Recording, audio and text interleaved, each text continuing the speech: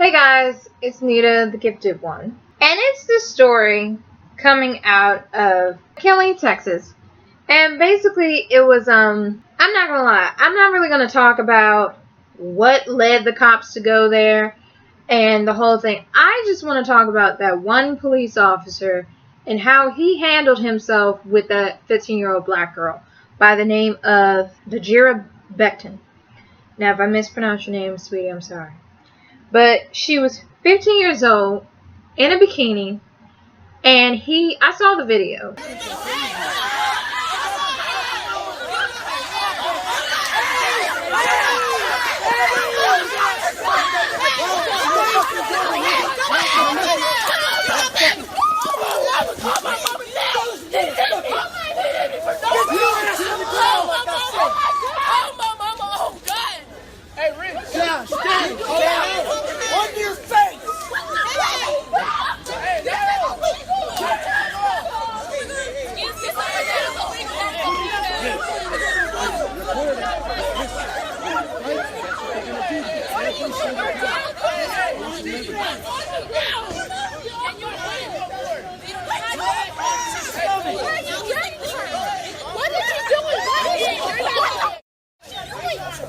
Hey, y'all film it.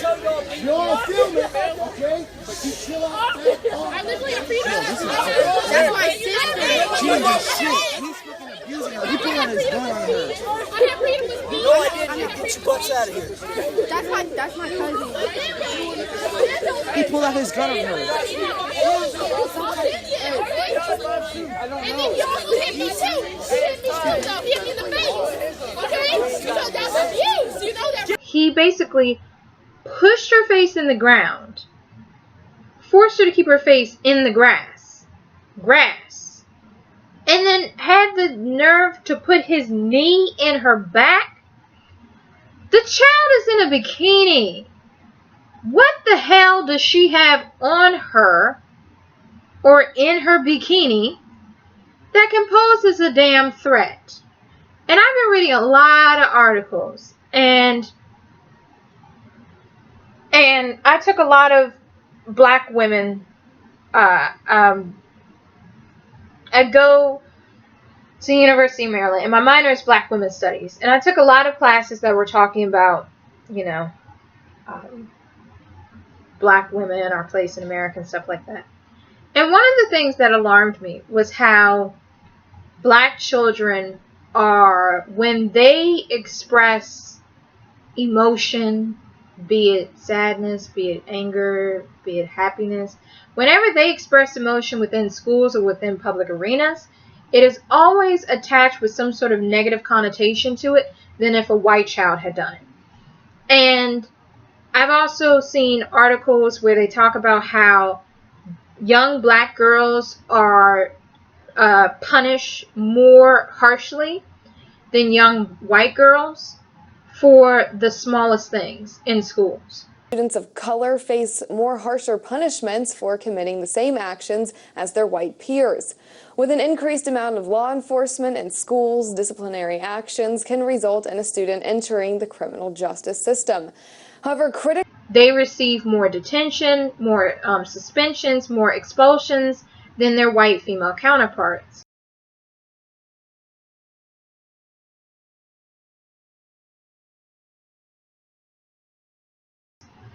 And I found it just really, really frightening, because he pulled a gun out on these children who were coming to basically help their friend out.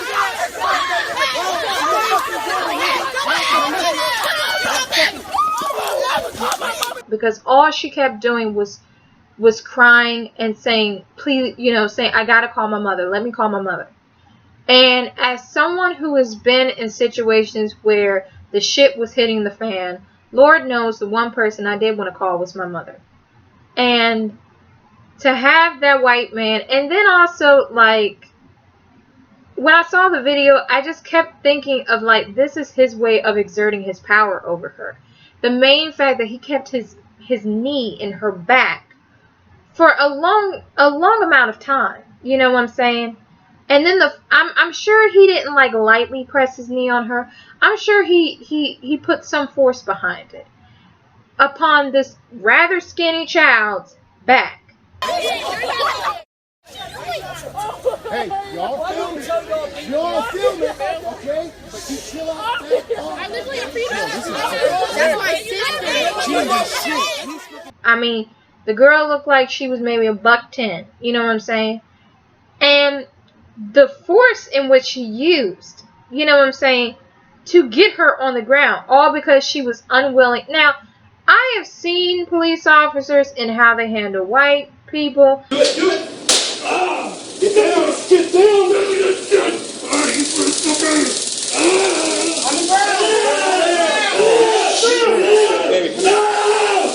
Oh shit. Oh my god, dude.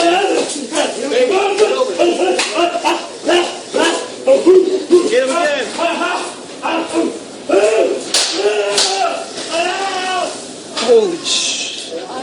Holy crap, dude. And I have seen police officers and how they handle black people. Somebody, I'm not gonna fucking help me out here. I'm just gonna watch. I'm just gonna watch this shit. I'm just gonna watch this shit. Put my face down, man. Put my face on the floor, dog. No, please don't do this to me. Yo, don't do this to me, man. Oh my god. Yo. Oh my god, don't do this to me, yo. Don't do this to me, yo. Please, man. Please, man. Please, y'all. Don't do this. Yo, my face is on the ground. I don't gotta do this. It's two different ways to go. You know what I'm saying? White people, whenever they're, you know what I'm saying? And to me, I don't really think she was resisting. You know what I'm saying? I just know if a police officer is trying to arrest me or apprehend me for some shit I didn't do, I'm gonna be looking at him like, hey, no. Why are you putting me in cuffs? What did I do? And like, I mean, everybody that he literally told to sit on the grass, and everybody that they were all black. And then there was like one white kid that he was kind of using to kind of keep them to kind of keep them in place. And I was like, like, you can't add a racial connotation to that. Like, come on now. And I've heard, like, some people from Fox News, predictable. It'd be true that people were saying what Marjorie's saying, and if that is true, But it doesn't. But Martha, it doesn't necessarily connote race to say go back to Section 8 housing. The problem we have here is you have a majority black crowd, which means if the majority of people are being unruly, most of them are black who are being unruly. They're not picking out initially, let's go after that black person or that white person. Here's the other parts of the video. You also see them taking black young men, pushing them on the ground, arresting them, saying that they need to stay put. Does that mean race? Why wouldn't it when you have white people with it? Prove to me that taking someone and putting them down because the color of their skin connotes and equates to racism automatically. I think if these kids had all been white, and the police officers would have done the exact same thing. Where they were actually defending this man's actions. And I was like, first off, okay? Now, I used to work with police officers, okay? So I used to hear shit like this all the time, alright? Now, if she was wearing jeans, shirt, and a jacket, there are various ways where you can hide a weapon of some sort. This student's appearance demonstrates having a lax policy about dress makes it easy for a student to conceal a weapon and makes it difficult to identify intruders on campus. A dress code can reduce weapons violations, relieve tensions between gangs, reduce disciplinary infractions, and generally improve the atmosphere of the school. Our policy requires that students tuck in their shirts, making the belt line visible at all times. Our students may not wear baggy pants or colors and insignias that are commonly associated with gang activity. Using those articles of clothing. But with a bikini, and the kind of bikini she was wearing, unless she inserted the shit in her vagina, I don't really see how she could have hidden a weapon in her bikini.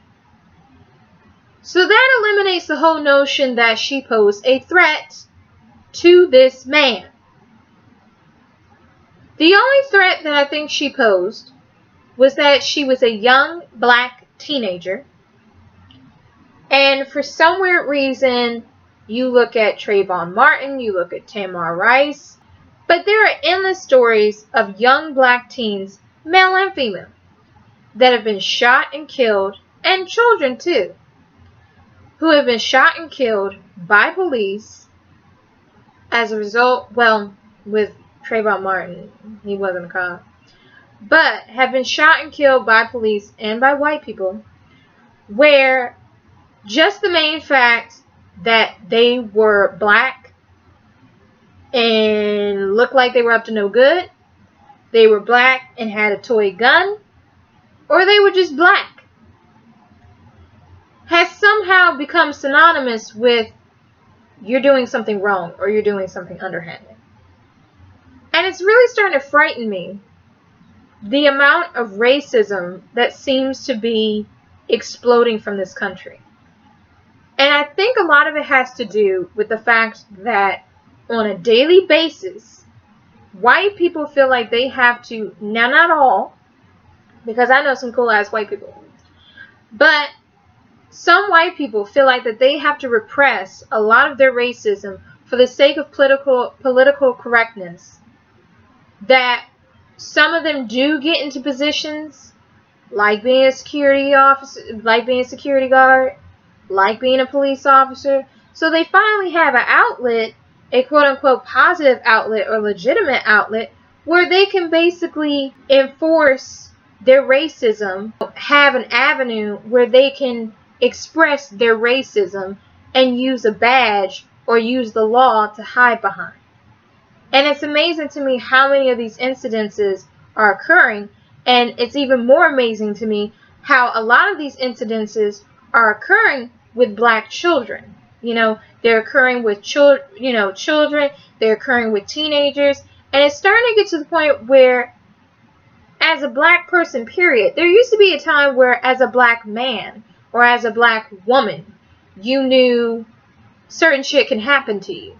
But now, there's a reason to even fear for our children. You know, I don't have kids, and to be quite honest, it's incidences like this that make me not want to have children. Because to be quite honest, it's stressful enough raising a child. It's stressful enough having a child, teaching a child how to read, how to write, how to walk, instilling in a child morals and values that you have that are valuable, that you believe in, and that are central to your system, and that are central to being just a good person. Instilling in them respect for themselves, respect for elders, respect for others. Instilling in them that respect is a two-way street. Instilling in them self-confidence and, you know, the idea that you are beautiful. And instilling in them love. They can love someone else, and even more importantly, they can love themselves. It's hard enough to do all that, but it's adding even more unnecessary bullshit onto a parent, where you have to even worry about your child when they go to school. You have to worry about your child now when they go to a pool party. You have to worry about your child when they go driving in a car with loud music, because a random white guy can just walk up to them and shoot one of them because the music is too goddamn loud and they feel threatened. It's amazing to me how so many white people have used the fact that they have felt threatened by black people. And they have used music, they have used hoodies, they have used a toy gun, they have used so many various forms of bullshit to basically cover up the underlying factor that you still have white people in this country who still fear black people. You still have white people who walk around in fear that all black people are thugs, that we're all menaces to society, that we're all rapists, that we're all welfare queens, that we're all baby mamas and baby daddies, that we're all fucking kid producers, you know what I'm saying, that all we do, that we're barefoot and pregnant, you know, that we don't have any dreams, we don't have any ambitions, we don't have any goals, we don't have any intelligence, we don't have any common sense, that we basically have nothing that basically is some of the central components of being a human being, that we're merely animals. From going to my classes at Maryland, it's amazing how a lot of this just pins, I hate to say it, but goes back to slavery, where we were basically depicted as animals on a daily basis. We were viewed as animals. We were treated as animals. And now it's starting to even, you know what I'm saying? Because I'm not going to lie. If I was walking down the street and I saw a dog off its leash, I'm not a dog person. I would be scared as shit of that dog. And then the dog started to follow me. Oh, fuck yeah. I'm not big on dogs, okay? I'd be scared out of my mind. But am I going to shoot the damn dog because I'm scared of it? No. But you got some people out here that are using fear and they're using threatening as two ways of basically executing black people. And this is just astounding to me. I am just sad to say that I live in a world like this, because we should be better than this. We should be moving on from this. You know, it's almost like we're regressing back to the ways of slavery without necessarily calling it that, where children aren't seen as children. You know, you have people like Darren Wilson, who called Michael Brown, who said Mike Brown was like a demon, who said that Mike Brown was like Hulk Hogan in comparison to him. Basically, Hulk Hogan is a grown-ass man. So you're basically diminishing the fact that he's a child, the fact that he was a teenager. Because when I was a teenager, no matter how grown I thought I was, everybody had no problem telling me I was a fucking kid. You know, the few times I went to clubs, try to get a drink, you know, and they would shut that shit down because they're like, you don't even look like an adult. But the way that he just threw her on the ground, and then the little tumble.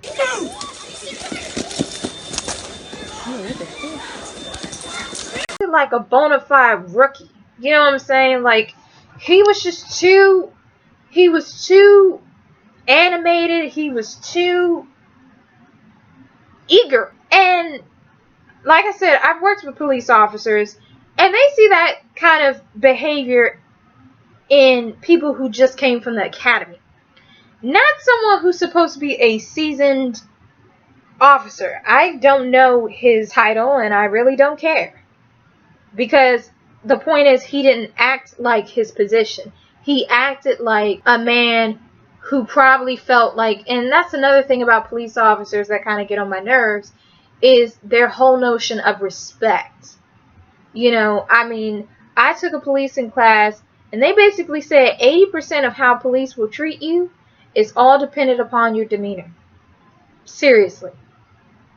If you come on, and let's be honest, someone's demeanor is subjective.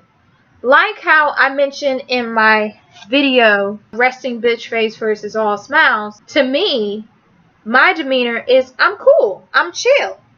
But to that man who saw me that day, he thought my demeanor was, he thought I was angry. So to him, my demeanor could have been threatening, or my demeanor could have been, you know, I needed to just chill the hell out. But the point I'm trying to say is that it's based upon your perception. What one person may perceive as threatening, another person may not perceive as threatening.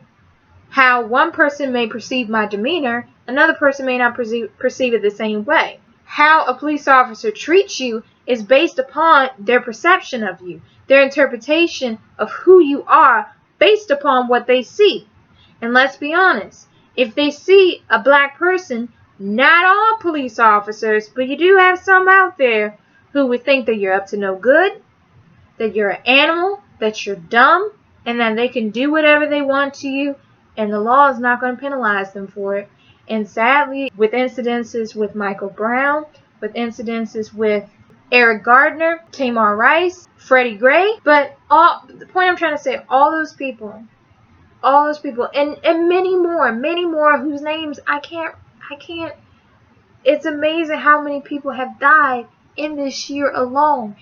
We're not even half, it's 6 months into 2015, and there have been hundreds of black people who have died at the hands of police. And to find out that it's all based upon how the police officer perceives you. So I have no problem admitting that things like this just add more fuel to the fire as to why I don't want children. Because I shouldn't have to worry what can happen to my child, all because she goes to a pool party. Because some people have the privilege where they don't have to think like that. But unfortunately, I don't have the skin color where I have that privilege. Need a help.